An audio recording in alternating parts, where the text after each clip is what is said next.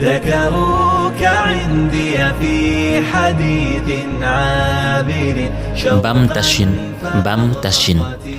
buubal sa kaake yi wéy tàggoo nga noog bési dëj foo jublu yàlla na fa yiw tukkee jawal si fi nun buubal sa kaake yi wéy tàggoo nga noog bési dëj foo jublu yàlla na fa yiw tukkee jawal si fi nun matal nga mottile nga mission bi jël xalifab laayeen yi ak Thiénaba ay jal yu màgg nga an taar bee tëral ku fi doon tàgganti tag-tagi mbég yaa bam tashin jërëjëf wéyal ñu teeru fi gan taar bee tëral ku fi doon tàgganti tag-tagi mbég yaa bam tashin jërëjëf wéyal ñu teeru fi gan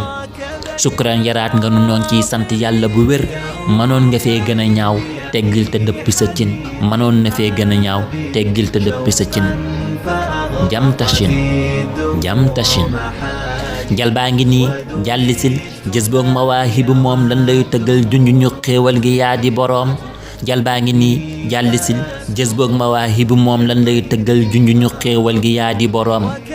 mbëmbëg nga waa malakuut ak mulki jiin nanu ko Makka ak Madina nga jaar ziyaara ñakku faruum